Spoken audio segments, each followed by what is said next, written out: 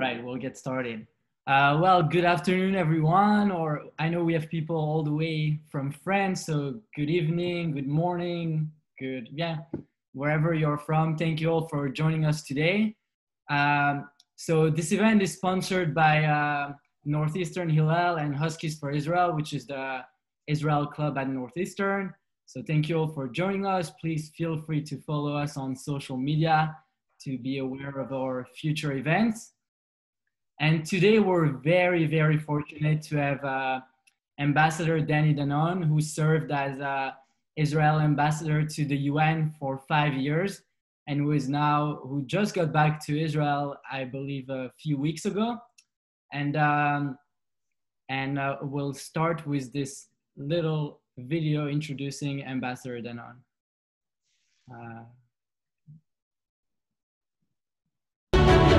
No UNESCO declaration, no empty speeches, no General Assembly resolution will ever drive us from Jerusalem.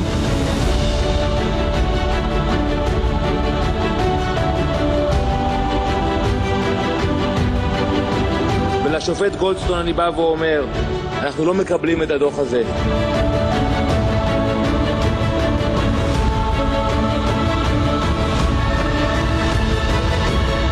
Why should Americans be concerned that Iran will take this to the next level? Look what Iran did in the past. They sponsored terrorism all over the world. למלא באמונה את תפקידי כחבר הממשלה ולקיים את החלטות הכנסת.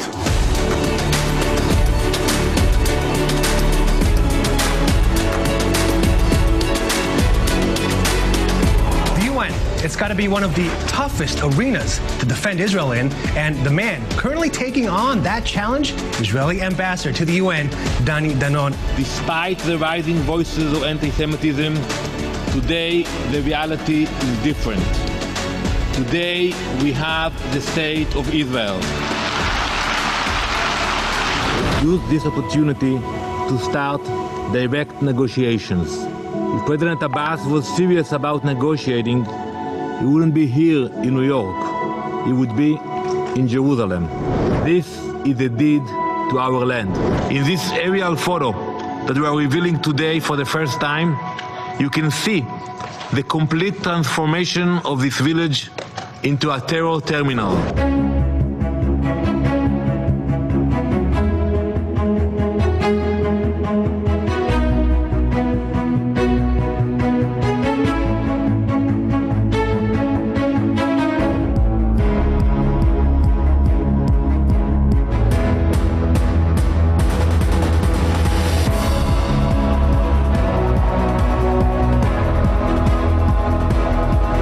With our capital for 3,000 years, and no UN resolution can deny our connection to our eternal capital.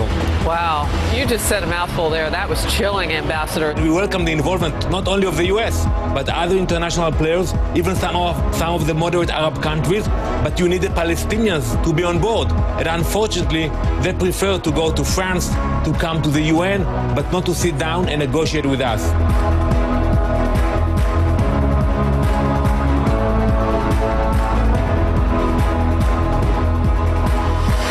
תהילים. אדוני עוז לעמו ייתן. אדוני יברך את עמו בשלום. We will keep fighting until anti-Semitism is finally defeated. עם ישראל חי.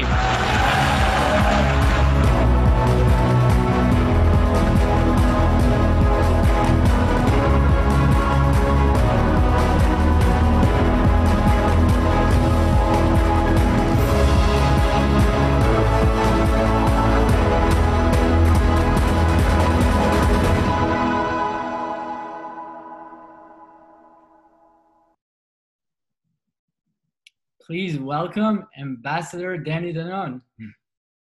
Shalom, thank you very much for that warm introduction. I want to thank you for hosting me today, and we're going to have the possibility to hear you and to speak about what's happening at the UN, what's happening at Israel. Exciting times when we are signing another peace treaty with another Arab country.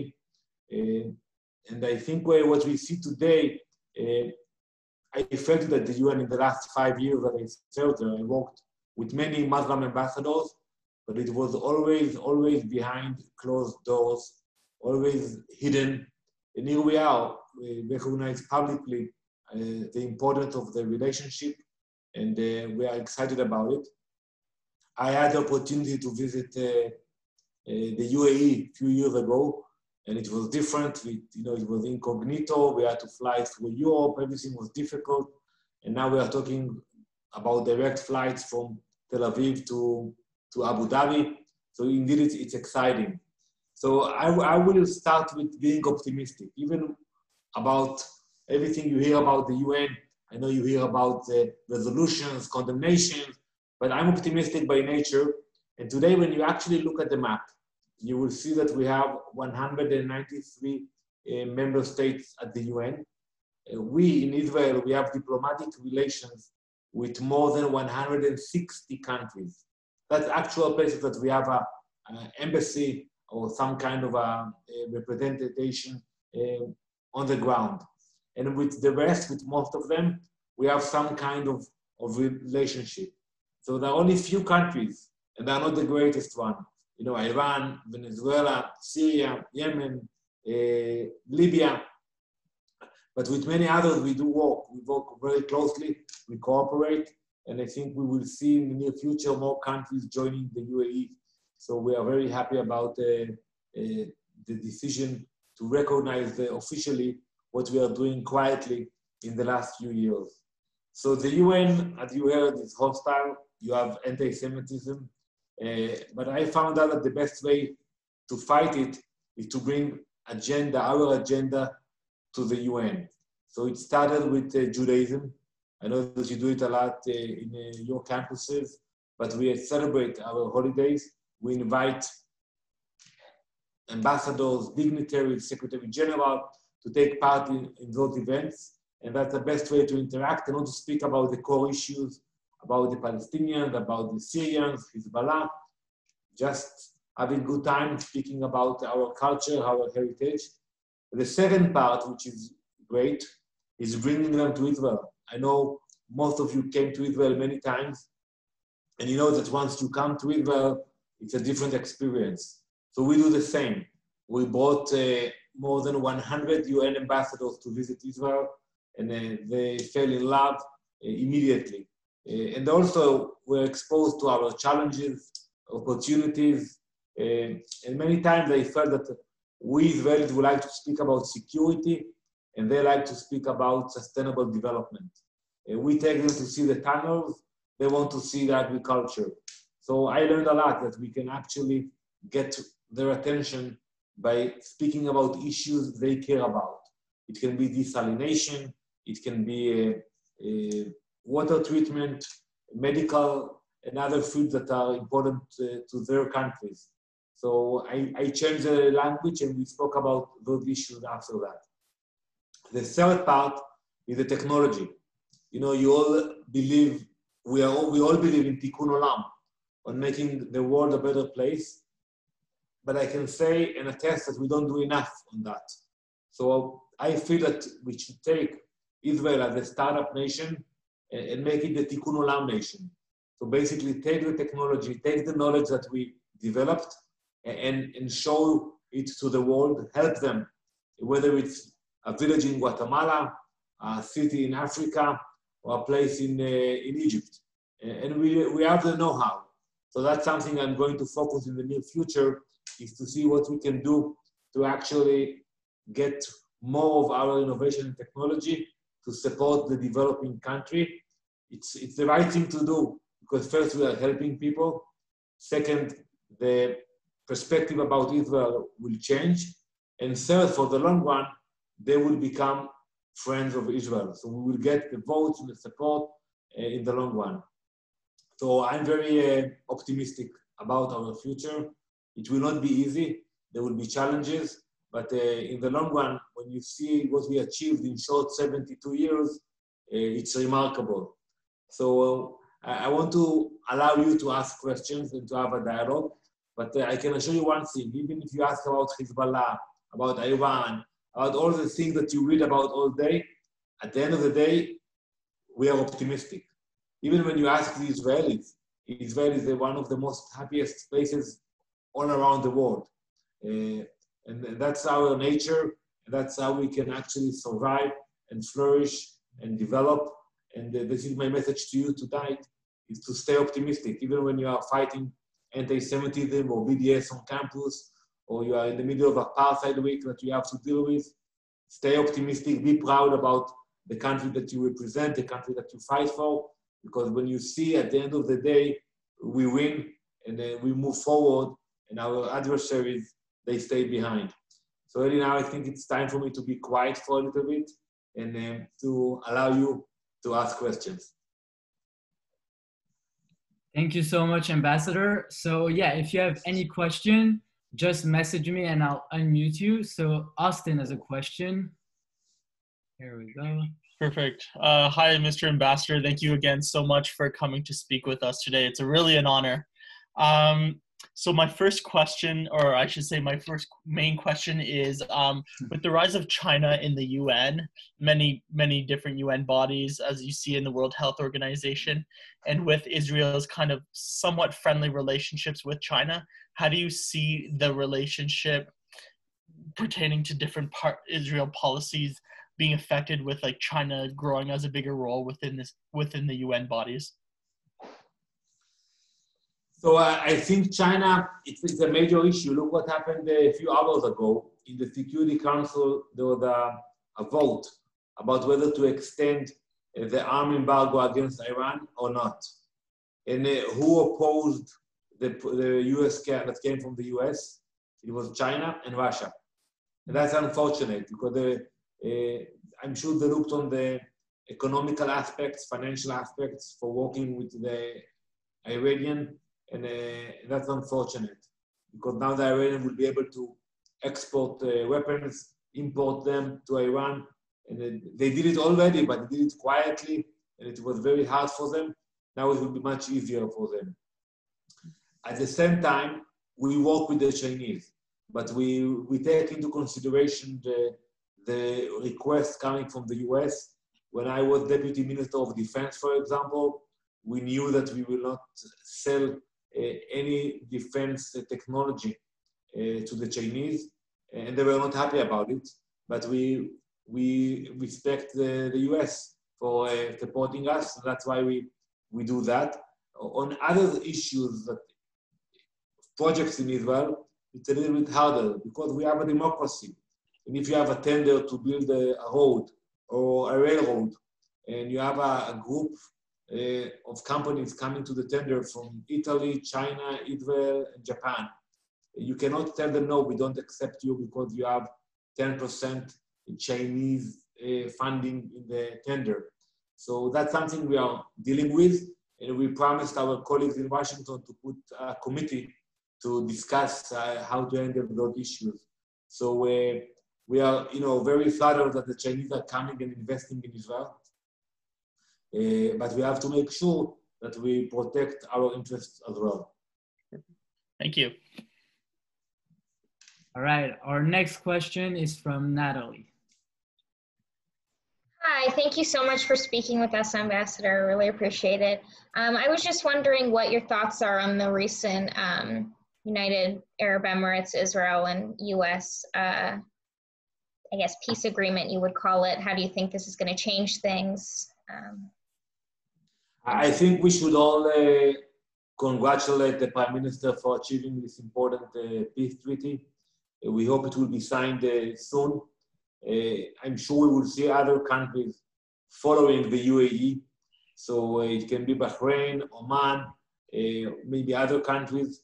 Hopefully also we have countries in North Africa, like Morocco and other countries, Tunisia. So maybe it will be an opening. And I think for many years, the Palestinians said to the Arab countries, don't do anything with the Israelis until we resolve the conflict. And I think now we are changing the paradigm. We are actually telling the Palestinian, the countries will help you to come back to the negotiations. So we will first work with those countries, moderate Arab countries, and then we can actually sit with the Palestinians. I know the Palestinians are not happy about it, but look, in the last 20 years it didn't work. So maybe now with this new paradigm, where we'll have more Arab leaders involved, it can help. All right, so the next question from Karel is asking, how do you confront pervasive misinformation and simplification pertaining to UN resolutions most effectively? So first, I would recommend to you not to be quiet. If you see somebody lying, confront him.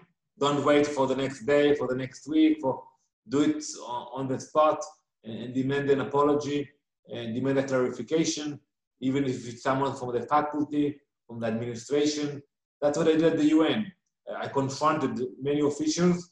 At the beginning, it wasn't easy, but at the end, they learned that if they are lying, somebody will pay a price for that. I think it's important to have this attitude that you are not afraid to confront and to fight.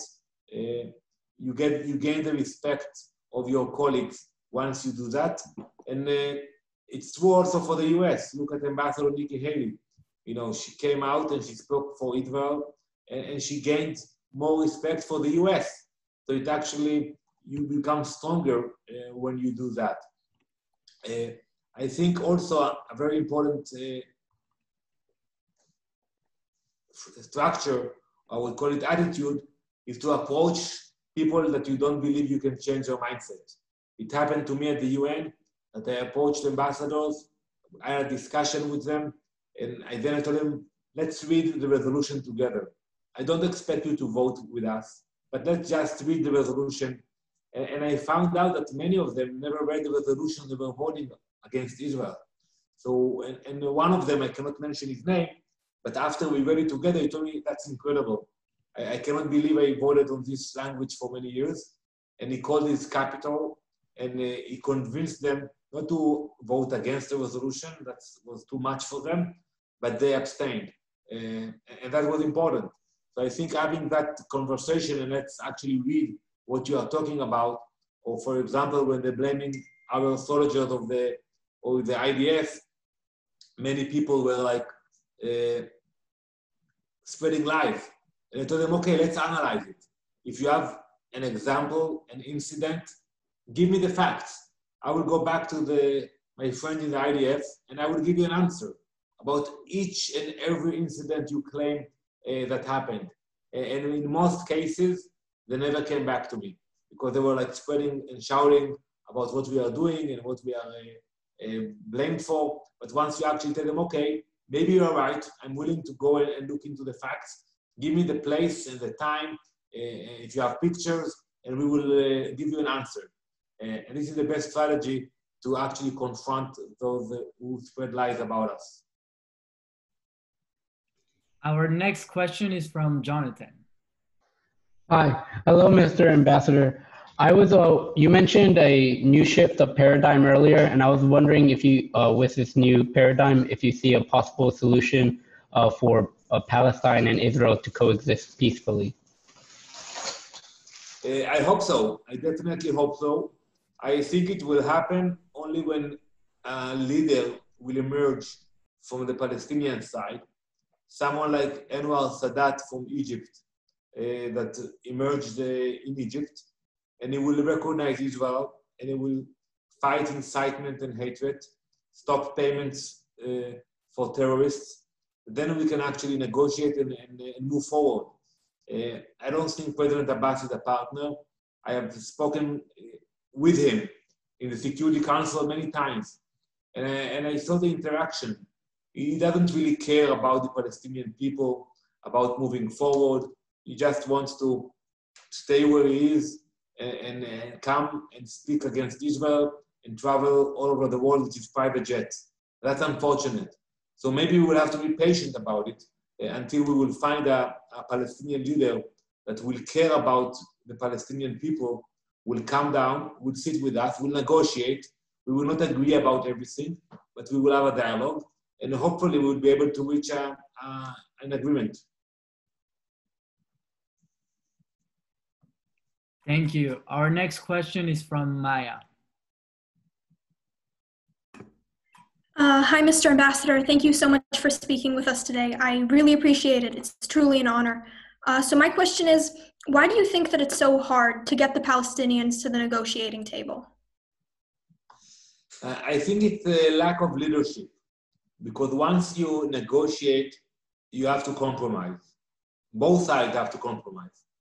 And I think it's very hard for the leadership today to actually come and to compromise and to tell the Palestinian people the truth. Take, for example, the issue of the Palestinian refugees.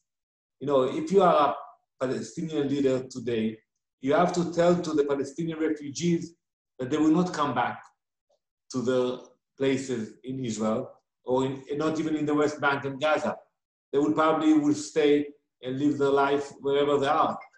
So I think that's something that a leader will have to come and say to the people.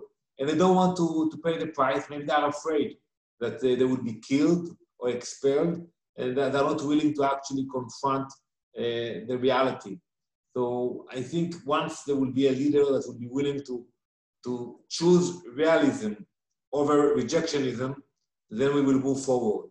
But always when you have an idea, it can be the Trump peace plan, it can be Ehud Barak plans, Ehud Olmert.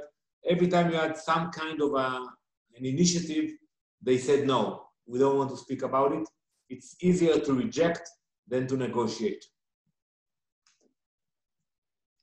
Thank you. Our next question, what are your thoughts on the latest protest against Prime Minister Netanyahu in Israel? And are you planning to run for the next Knesset? Are you planning to be Prime Minister, or what are your plans for the future? So we'll start with the demonstrations. Israel is a democracy, and freedom of speech is a core value in our society, like the US. So probably I don't agree with most of the people who come and protest, but I will fight for the right to do that. Even now when we're facing the COVID-19 and the numbers in Israel are higher than New York City, we will still allow them to come out every week. We don't have any limitations, and they can protest wherever they want. That's a core value in our society. And when you look at the demonstration, there are three groups. The first group, I can understand. It's people who care about the economical situation and they want answers from the government. And I understand them, and I think it's legitimate. The second group, it's people who are not happy with the current government. They are disappointed either from Netanyahu because they never voted for Netanyahu, or they voted for Benny Gantz and they're disappointed that he joined the government and he didn't stick to his promises before the election. So they are disappointed and they come out to express their feelings. The third group, which is the smallest one, it's people who are looking to make a mess, I call it.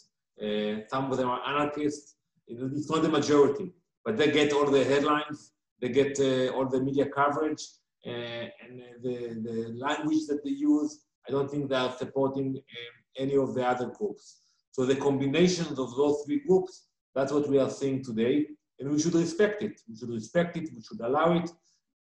But at the end of the day, if you want to change the government in Israel, you do it in the ballots, not in the squares and not in the streets. So my advice to them is, yes, you should demonstrate. You can do it every week, every day, as much as you want. But if you actually want to change the government, you have to get organized and in the next elections, go and vote for a candidate. But even though it's not pleasant, I'm proud of it. I'm proud of the fact that we have a vibrant democracy. When I look at the UN today, most countries will not allow those demonstrations. They will not allow the criticism against the government. And I think we are, both of us, all of us that we are here today, should be grateful for the fact that we live in nations that allow us to express our opinion freely. Regarding my plans, I just landed. So my friend Nikki Haley told me to take my time before I make any declarations. For sure, I will stay involved in public life. when you look at the list of the ambassadors to the UN, one of them became the president of Israel, Chaim Herzog.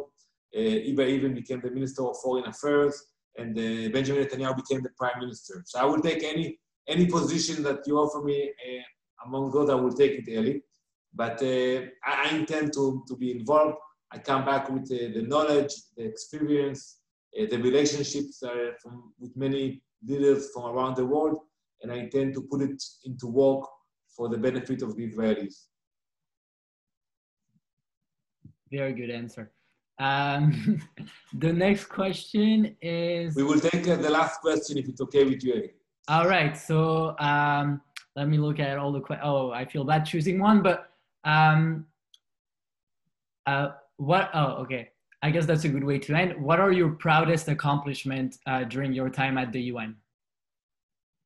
So I think the fact that I was elected to become the chairman of the legal committee, and I became the first Israeli ever to chair a UN committee, it was a magnificent moment. It was a secret ballot. The Palestinian campaigned against me, but at the end of the day, when we counted the votes, I got the support of 109 member states, and only 44 voted against me. And you have 56 Muslim countries at the UN.